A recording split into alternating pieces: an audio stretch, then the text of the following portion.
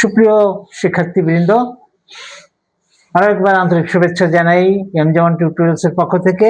আর আমি এই সময় তোমাদেরকে আরেকটি ক্লাসে সাদর আমন্ত্রণ জানাচ্ছি, মেকিং সেন্টেন্সেস। মূলত এই ক্লাসটাতে আমরা ভার্ব থেকে কিভাবে সেন্টেন্স করা যায় এটাই আমরা শিখব। এর আগেও এই একই ক্লাস করেছি, এখনো এটাই করছি। তার কারণ একটা জিনিসের উপর একটা দক্ষতা যাতে আসে ততদূর পর্যন্ত আমি এই ক্লাস চালিয়ে যাব, যেন তোমরা প্রত্যেকে একটা দক্ষতা লাভ করতে পারো। আর এ সময় আমি ক্লাসে আছি তোমাদের সঙ্গে মোহাম্মদ মনিরুজ্জামান। তা চলো আমরা শুরু করি। তো একই কাজ, আমাদের ভার্ব খুঁজে বের করব। তো এইটাই হচ্ছে আমাদের ভার্বের ভার্বের যে লাইন, ভার্বের যে কলাম, এটাই হচ্ছে আমাদের ভার্বের কলাম।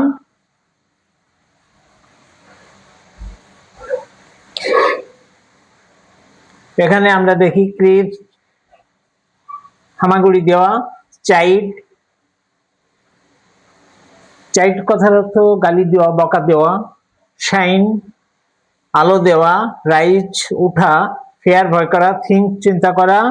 উইপ, কাঁদা। ওয়াশ মানে ধৌত করা। করে একটা, দুইটা, তিনটা, চারটা, পাঁচটা, ছয়টা, সাতটা, আটটা। এই 8টা ভার্ব সম্পর্কে আমরা শিখবো। ক্রিপ কথার অর্থ হচ্ছে হামাগুড়ি দেওয়া, এভাবে। আর চাইল্ড কথার অর্থ হচ্ছে গালি দেওয়া, বকা দেওয়া, তিরস্কার করা। শাইন হচ্ছে উজ্জ্বল হওয়া, আলো দেওয়া। রাইজ কথার অর্থ হচ্ছে উঠা, the sun rises in the east, উঠা। ফেয়ার মানে ভয় করা। থিঙ্ক মানে চিন্তা করা। উইপ মানে কাঁদা। ওয়াশ মানে ধৌত করা।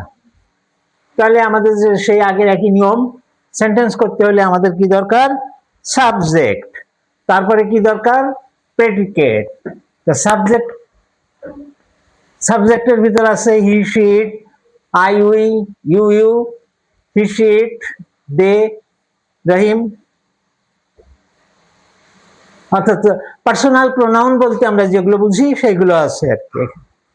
পার্সোনাল প্রোনাউন অথবা নমিনেটিভ কেস।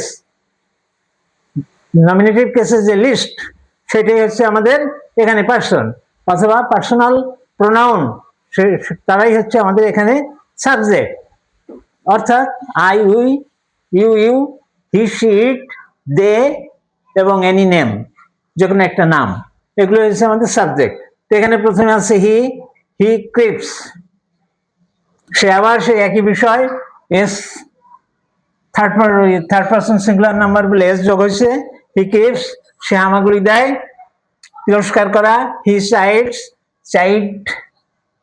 চাইল্ড হচ্ছে মূল শব্দ, থার্ড পারসন সিঙ্গুলার নাম্বার আছে বলে এস যুক্ত হয়েছে। শাইন, দি মুন শাইন্স, আসল শব্দ shine. The moon shines at night, রাতে আলো দেয়। আই রাইজ আর্লি, আমি খুব শীঘ্র উঠি। উই ফিয়ার দেম, আমরা তাদেরকে ভয় করি। আই থিঙ্ক পজিটিভ, আমি সবসময় আশাব্যঞ্জক চিন্তা করি। শি উইপস, সে কান্না করে। আসল শব্দ হচ্ছে উইপ, এস হয়েছে থার্ড পারসন সিঙ্গুলার নাম্বার বলে এস যোগ হয়েছে। দে ওয়াশ হ্যান্ডস, তারা হাত ধৌত করে। দে ওয়াশ হ্যান্ডস, তারা হাত ধৌত করে। এই ছিল আর কি মোটামুটি 8টা সেন্টেন্স। 1টা, 2টা, 3টা, 4টা, 5টা, 6টা, 7টা, 8টা। আরো একবার আমরা দেখি। ক্রিপস কথার অর্থ হামাগুড়ি দেওয়া। চাইল্ড অর্থ তিরস্কার করা। তারপরে হচ্ছে শাইন, আলো দেওয়া। রাইজ, উঠা। তারপর হচ্ছে ফিয়ার, ভয় করা। থিঙ্ক, চিন্তা করা। উইপ, কান্না করা। ওয়াশ, ধৌত করা। ক্রিপ কথার অর্থ হামাগুড়ি দেওয়া। ছোট শিশুরা যেভাবে দেয়, ছোট শিশুরা হামাগুড়ি দেয়। চাইল্ড অর্থ তিরস্কার করা। শাইন অর্থ উজ্জ্বল হওয়া, জ্বলা, আলো দেওয়া। রাইজ অর্থ উঠা। ফিয়ার অর্থ ভয় করা। থিঙ্ক অর্থ চিন্তা করা। উইপ অর্থ কান্না করা। ওয়াশ অর্থ ধৌত করা। তো হি ক্রিপ, সে হামাগুড়ি দেয়, হি সাইড, সে তিরস্কার করে, the moon shines at night, চন্দ্র বা চাঁদ, চাঁদ রাত্রিতে আলো দেয়, আই রাইজ আর্লি, আমি ভোরে উঠি, উই ফিয়ার দেম, আমরা তাদেরকে ভয় করি, আই থিঙ্ক পজিটিভ, আমি সম্ভাবনাময় চিন্তা করি, শি উইপস, সে কান্না করে, দে ওয়াশ হ্যান্ড, তারা হাত ধৌত করে। Positive, I think positive, just opposite to negative, নেগেটিভের অপোজিট আর কি, পজিটিভ। আমি হাবোধক চিন্তা ভাবনা করি, আই থিঙ্ক পজিটিভ, আমি হাবোধক চিন্তা ভাবনা করি। তাহলে এইভাবে আমরা সেন্টেন্স করব। প্রথমে আমাদের সাবজেক্ট থাকবে, তারপরে ভার্ব, সাবজেক্ট এবং তারপরে ভার্ব বসালে আমাদের সেন্টেন্স হয়ে গেল।